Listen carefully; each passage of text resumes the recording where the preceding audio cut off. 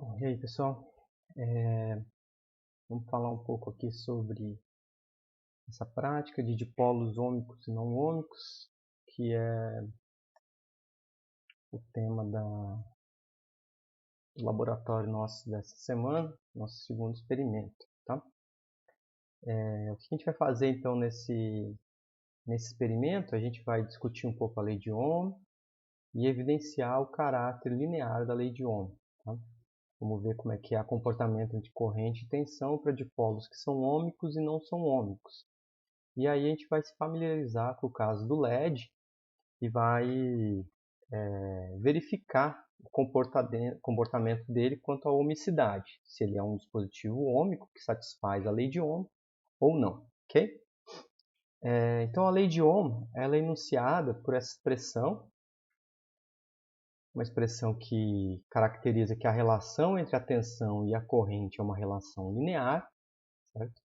Onde a tensão é aplicada num resistor por onde passa uma determinada corrente I. A gente também pode usualmente escrever, né, que a relação entre corrente e tensão é na forma de, dado uma tensão aplicada num resistor linear, a corrente que passa por esse resistor é 1 sobre o resistor vezes a tensão que foi aplicada. Okay? Então aqui a gente tem, por exemplo, o plot de um gráfico de um resistor ôhmico. Então o resistor ôhmico ele vai ser determinado por uma reta, a relação entre a corrente e a tensão, tá? Onde a inclinação da reta aqui vai ser 1 sobre R, ok? Inclinação da reta, então a tangente da inclinação da reta é 1 sobre R. E o caso de um dispositivo não ôhmico, então ele não vai satisfazer essa relação linear, ele vai ter um outro comportamento que não vai ser linear.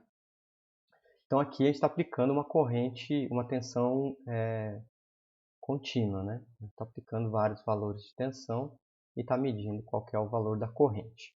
Então aqui a gente tem uma representação de um dispositivo, né, onde é aplicada uma determinada tensão, polo positivo da tensão, polo negativo da tensão, por esse dispositivo vai passar uma corrente. Então você vem aqui e mede qual que é a tensão de uma determinada corrente ou vice-versa.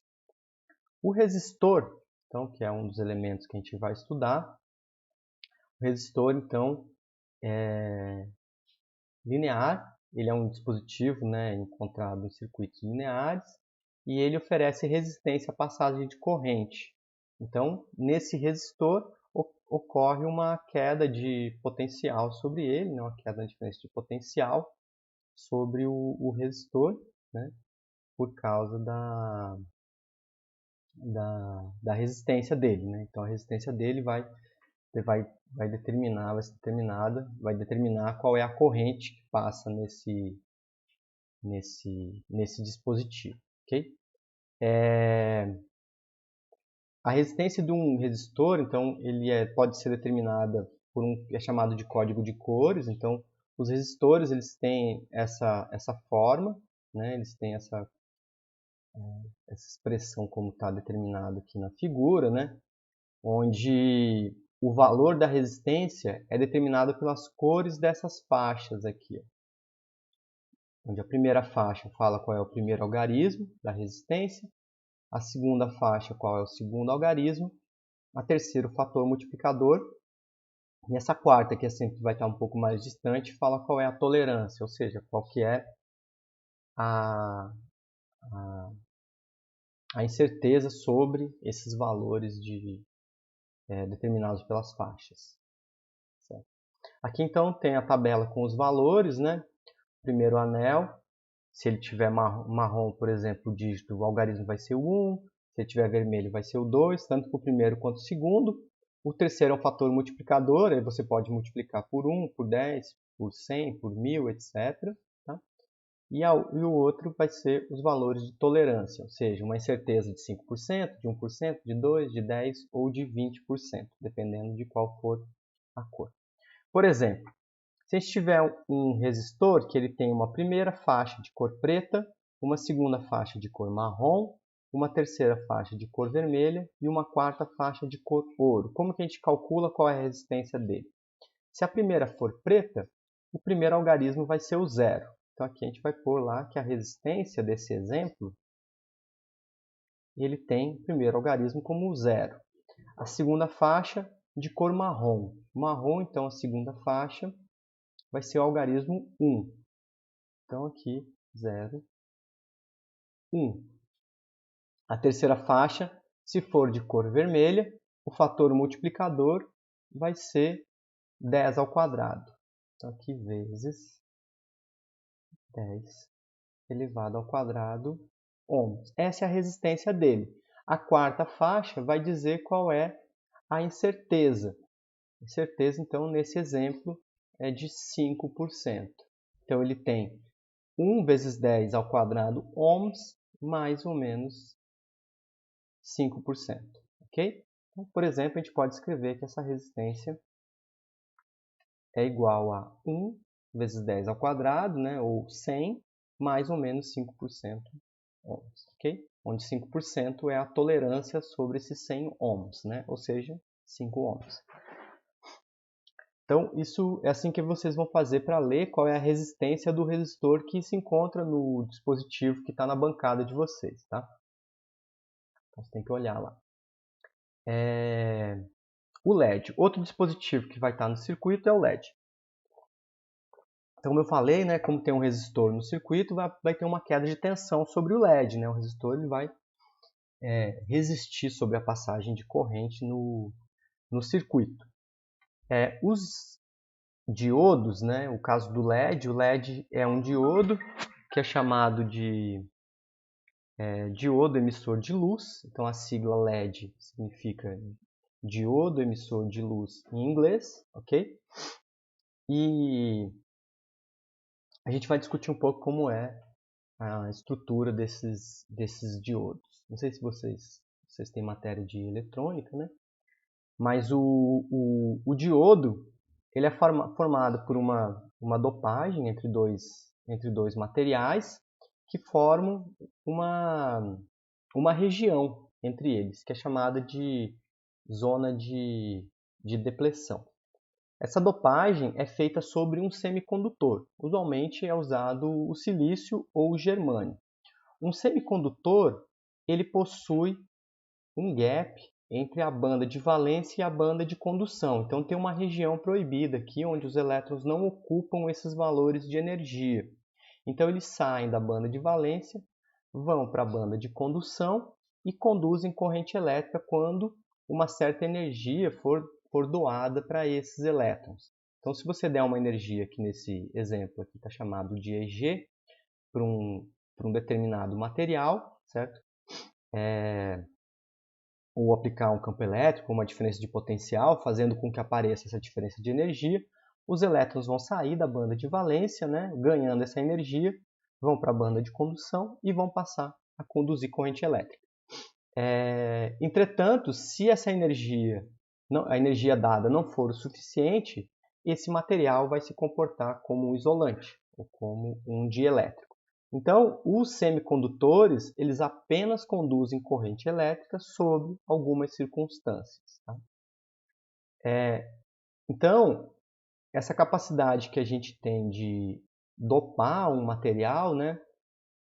Aplicar uma dopagem nele, ou seja, misturar outros elementos químicos, como o silício com o germânio, por exemplo, eles podem fazer com que o tamanho dessa diferença de energia diminua, ou seja, o tamanho da banda de condução aumente. Então, se você fizer uma dopagem que é chamada de tipo N, ou seja, você misturar com esse material, você dopar esse material, esse silício, por exemplo, com um material que possui, com outro átomo que possui mais cargas negativas, você está fazendo uma dopagem chamada do tipo N.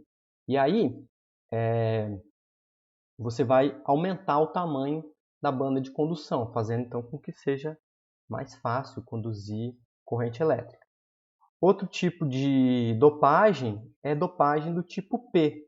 Quando você então mistura nesse material, né, você dopa esse material, esse silício, com um outro material, um outro elemento que tem mais prótons, tem mais cargas positivas. Aí você vai fazer o quê? Você vai aumentar o tamanho, né, da banda de valência, ok? Isso faz com que então a energia que você precisa dar para que ele rompa essa barreira, né, essa banda proibida, diminua. Entretanto, isso faz com que aconteça uma polarização no diodo, né? Então o diodo ele é polarizado, ou seja, ele só conduz corrente elétrica em uma determinada polarização. Essa polarização é chamada de polarização direta. Então você tem lá o polo positivo e o polo negativo do diodo, né, que vai ser determinado pela banda P e pela dopagem do tipo P e a dopagem do tipo N. Se você ligar a polarização direta, você vai ter corrente elétrica no seu material. Se você ligar a polarização reversa, é mais difícil ocorrer ruptura, ocorrer corrente elétrica nesse material, a não ser que você aumente muito a tensão aplicada. Se você aumentar demais a tensão aplicada, como todo material dielétrico, ele vai sofrer ruptura dielétrica. Tá? Então você vai danificar o diodo, forçando ele a se comportar como um condutor. Mas se você pegar valores, né, valores baixos de corrente, valores baixos de tensão, na polarização reversa você não tem corrente, na polarização direta você tem corrente. Isso é importante nos circuitos porque você garante que você vai ter corrente numa determinada direção e não vai ter corrente na direção contrária, dado a forma como você liga, né? Aqui tem uma expressão que mostra isso, né? Se você, aqui, ó, então você tem uma região com mais cargas negativas, você pega então essa pastilha de silício, divide ela no meio, divide ela aqui no meio. De um lado, você dopa ele com dopagem do tipo N, coloca um átomo, por exemplo, que tem mais cargas negativas. Do outro lado, você coloca um átomo com mais cargas positivas, faz uma dopagem do tipo P. Aí o que vai acontecer? Aqui na fronteira, você vai ter um tanto de carga negativa interagindo com um tanto de carga positiva. Então, eles vão formar um dipolo, né? Um dipolo elétrico. Carga positiva com uma carga negativa. Aí, essa carga negativa lá de cá vai atrair a carga positiva do dipolo e repelir a carga negativa do dipolo, fazendo então com que esse dipolo mude a polarização. Então, as cargas positivas vão ser atraídas para o lado das cargas negativas e as cargas negativas vão ser atraídas para o lado da banda P, gerando uma região aqui ó, com uma polarização contrária à do material. Isso é chamado de zona de depleção.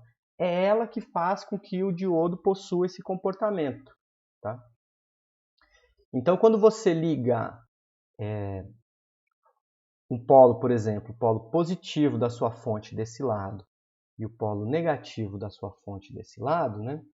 Você vai então fazer com que o tamanho dessa região aqui, né, as cargas positivas aqui, elas vão ser empurradas, né, pelas cargas negativas. Essas cargas negativas vão ser empurradas pelas cargas positivas, diminuindo o valor dessa fronteira, fazendo com que então os elétrons consigam romper essa fronteira aqui com uma energia pequena. Agora, se a gente fizer a polarização contrária, essas cargas... Não, nossa, dei a explicação errada. Desculpa, vamos voltar. Vamos voltar para a explicação anterior. Se eu colocar cargas positivas aqui, desse lado, essas cargas negativas vão ser atraídas por essa carga positiva. E essas cargas positivas vão ser atraídas pela carga negativa, fazendo com que a região do meio ela aumente de tamanho, ficando então muito grande e não sendo possível para os elétrons romper essa barreira. Agora, se eu fizer a polarização ao contrário, colocar a carga positiva aqui e uma negativa do outro lado, as cargas positivas então vão empurrar essas cargas positivas. E essa carga negativa vai empurrar a carga negativa, diminuindo o tamanho dessa fronteira, fazendo com que então os elétrons consigam transitar. Ok? Desculpa então pelo erro na primeira explicação. Então, esse é o símbolo utilizado para o diodo, né? Se o polo positivo estiver aqui e o negativo estiver aqui, né? Então, acontece corrente nesse sentido, ok? Chamado de ânodo e cátodo. Então, você tem os terminais. Se você ligar então, na polarização invertida, usualmente não vai acontecer nada, não vai ter corrente, tá? Então, o que a gente vai fazer no nosso experimento? A gente vai montar um circuito que vai ser o seguinte. A gente vai ligar uma fonte de tensão, que a gente vai escrever como sendo VDD, então essa vai ser a tensão nominal, polo positivo, polo negativo. Polo positivo vai ser ligado, então, num circuito contendo um amperímetro, tá? Vai passar corrente, tem um resistor e tem um diodo, tá? Nesse circuito. Então, tem um diodo. O diodo vai estar ligado, claro, na polarização correta, para que ocorra, então, para que apareça, então, corrente elétrica no diodo, tá? A gente também vai ligar nesse circuito aqui um voltímetro aqui no resistor, tá? Sendo a tensão aplicada no circuito VDD e VD sendo a tensão do diodo, a tensão no resistor vai ser a tensão aplicada menos a tensão no diodo, ok? Então, o que a gente vai fazer? A gente vai aplicar a tensão, vai aplicar uma diferença de potencial aqui, vai determinar qual que é o valor da corrente e vai medir, então, aqui a tensão, pode medir qual que é a tensão no resistor, certo? Com a tensão, ou a tensão no diodo, por exemplo, né? Sabendo quanto vale a corrente, sabendo quanto vale a tensão no diodo, eu posso plotar um gráfico e ver a inclinação da reta. A partir dessa tensão, eu calculo qual é a tensão do resistor. E eu ploto e vejo a relação entre tensão e corrente. Então, a gente vai verificar qual que é a relação da corrente medida em função da tensão aplicada em cada um dos dispositivos. Tá bom? Então, o que a gente vai verificar lá é qual que é a tensão, né, sobre o circuito. Então, aqui a tensão aplicada vai ser a resistência vezes a corrente no circuito, mais a tensão no diodo. Isso aqui é a tensão no resistor, né? Okay? Então é importante, você não pode deixar a corrente passar de 20 mA. Por quê? Porque isso pode danificar o diodo, tá bom? Então a tensão no diodo não pode passar de 3,3 volts. Então isso é muito importante, vocês devem anotar isso e ter isso em mente. Primeira coisa, vão determinar o valor nominal da resistência usando a tabela de cores, tá? Vão olhar lá no resistor e vão escrever aqui qual que é o valor, vão escrever qual é o valor da resistência, tá? Depois, né, vocês vão determinar qual que é o valor da tensão aplicada a tensão na fonte, tá? Dado então que você sabe a resistência, dado que você sabe a corrente máxima e a tensão máxima no diodo, você vai determinar qual que é a tensão máxima da fonte. Tá? Usando essa formulazinha 2 aqui, escreve qual é a tensão máxima da fonte, usando a equação 2, tira 10% e vê qual que é o valor seguro. E aí você vai fazer medidas dentro desse valor. Né? É importante, então, não ultrapassar esses valores. Você vai ligar a fonte, então, procedimento experimental. Né? A resolução e precisão dos aparelhos são determinadas aqui, né? Sobre a corrente no circuito, sobre a tensão, né? A corrente que você mede, a tensão que você mede. Essa é a precisão e essa é a resolução que a gente vai usar. Okay? Então você vai colocar essa faixa, né? De 200 mA para a tensão, para a corrente e 20 volts para a tensão. Começa então com a fonte no zero e você vai variar, então fazer, né, algumas medidas. Vamos olhar então. Primeira coisa, posicione as chaves seletoras do multímetro nas escalas fornecidas na tabela 3 que está aqui, tabela 3. As escalas, você vai ligar a fonte e você vai mover, então girar o potencial até que o LED acenda. Quando o LED acender, aí você vai começar a coletar os seus dados, ok? E vai fazer então 10 medidas. Primeiro valor vai ser quando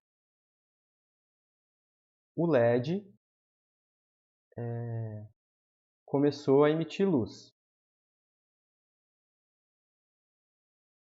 Vai anotar qual que é esse valor de tensão até o VDD seguro. Como é que eu vario isso aqui, professor? Você vai fazer 10 medidas variando do jeito que você quiser. Pode dividir em 10, por exemplo. Ok? Vai anotar os valores de corrente e vai anotar os valores de tensão no diodo. Ok? Depois você vai fazer, claro, mais uma tabelinha, né? Aqui. Mais uma tabelinha aqui com os valores da tensão no resistor. Quem são os valores de tensão no resistor? A tensão aplicada menos a tensão no diodo. Tá? Aí você vai fazer, então, vai plotar dois gráficos no SciDavis, né, com regressão linear. Primeiro você vai plotar um gráfico, então, da corrente em função da tensão no resistor. E vai fazer uma análise, então, né, olhar os valores dos parâmetros A e B, dessa reta aqui, dessa expressão, né, e vai fazer, então, lá no SciDavis, qual que é a regressão linear, vai plotar o seu gráfico, como a gente aprendeu a fazer na aula 3 da revisão de teoria de erros, e vai fazer o teste do Q quadrado, né? Determinar qual é o valor de Q crítico e fazer o teste. Com base nisso, você vai determinar, então, se o resistor ele é um dispositivo ôhmico ou não, se ele satisfaz ou não a lei de Ohm, ou seja, se a expressão dele é determinada por uma reta. Né? Se o teste do Q quadrado for válido, quanto vale a resistência? Para determinar a resistência, você vai comparar essa expressão aqui. A gente vai usar, então, essa expressão aqui está ao contrário, tá? A gente vai usar y igual a x mais b, tá? Aí você vai olhar, vai comparar, então, a corrente, que vai ser o seu eixo y do gráfico, 1 sobre a resistência, vezes a tensão, que é o eixo x do seu gráfico, mais 0. Então, você tem que comparar o valor de B com 0 e o valor de A com 1 sobre a resistência. Então, aqui pede para determinar qual é o valor da resistência. Então, a resistência é igual a 1 sobre A. Para você encontrar a incerteza da resistência, você vai fazer propagação de erro da função R igual a 1 sobre A. Exatamente como vocês fizeram na atividade. Depois você vai repetir esse procedimento, né, que você fez, né, plotar o gráfico agora da tensão em função da corrente para o diodo, para o LED, né, e fazer a mesma análise dos itens 2, 3 e 4. Né. Depois vai fazer uma tabela calculando qual é a potência do LED, verificando então qual que é a potência do LED, tá bom? Então esse é o procedimento experimental. A atividade, então, é onde você vai responder essas perguntas todas, tá? E fazer a interpretação do seu resultado. Tá? Então esse é o procedimento. A gente vai fazer 10 medidas aplicando uma tensão num circuito, vai medir os valores da corrente e da tensão no diodo, vai anotar na tabela, com isso a gente vai determinar qual é a tensão no resistor. E pronto, depois a gente vai plotar os gráficos e fazer a nossa análise. Bom, para o experimento então dessa semana é isso. Até mais.